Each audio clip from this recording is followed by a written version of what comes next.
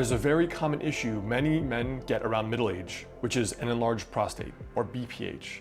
Now, most of the time when men come to me in my practice, they're saying that they wake up in the night with nighttime urination or nocturia. They often have urinary frequency or dribbling. Some men will say that they wake up for the first time in their life and they actually have an urgency or almost an incontinence. And on top of that, there can be issues with sexual performance and libido as well. Now, all of these fall into one main pattern differentiation diagnosis in my profession. And so I thought we would share East versus West, how we can treat BPH. Hey guys, I'm Dr. Alex Hein, author of the health book Master the Day and doctor of acupuncture and traditional Chinese medicine. So before we jump into this video, there are two very important links right below. The first is for a free guide I've put together 4 daily rituals that can potentially help you add years to your life with traditional Chinese medicine.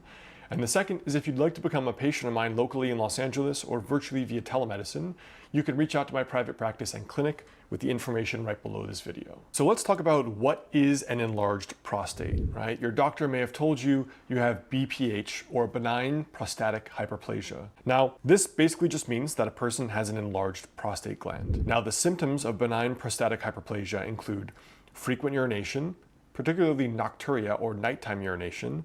For example, men will often come to me and say they wake up 2 or 3 times a night, a weak stream, dribbling at the end of urination, and often a sensation that you can't fully empty your bladder.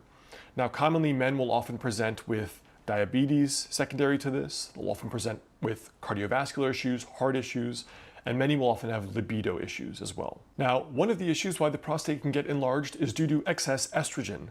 So, for example, men who have a higher percentage of body fat will often have higher estrogen levels, and that can be one of the reasons why they're having prostate issues as well. But what do you actually do about it?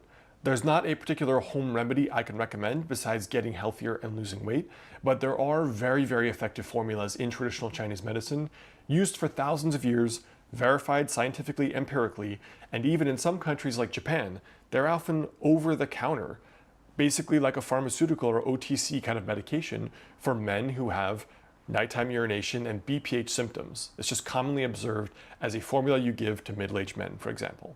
Now, within the field of traditional Chinese medicine, this pattern falls into the diagnosis of what we call kidney qi deficiency.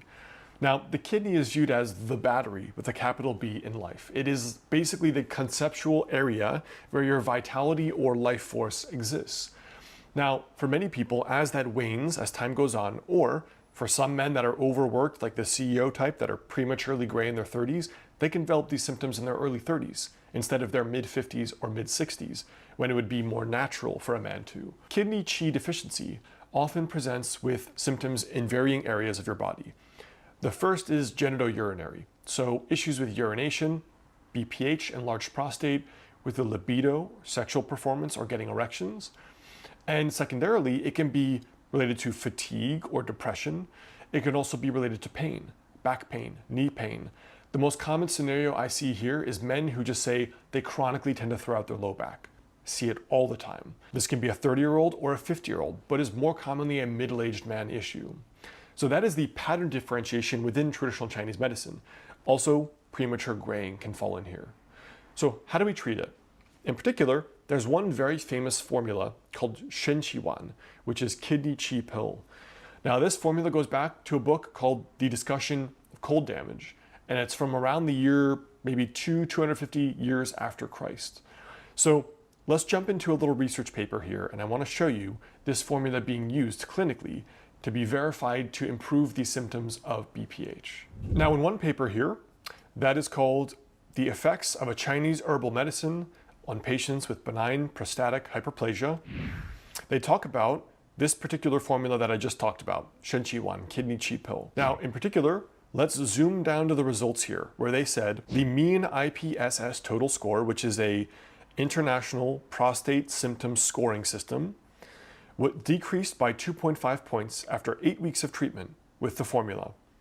Now, the mean voiding score was decreased by 1.7 points.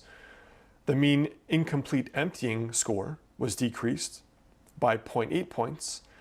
And there is a trend in the voiding residual urine volume. So basically, how much their bladder felt like it still needed to be emptied. Now, In addition, this formula is often used for low libido or issues with erections and that kind of thing. A secondary issue with diagnosing kidney Qi deficiency is that many men either have urinary symptoms or basically libido or erectile symptoms, or commonly both.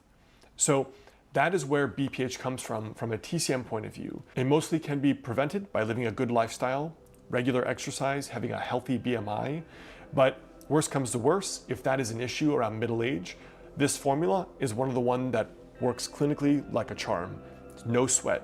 I can tell you from my private practice, this is an issue with very, very high rate of success, 90, 95%, after about 2 to 3 weeks of treating the kidney deficiency that we diagnose it as.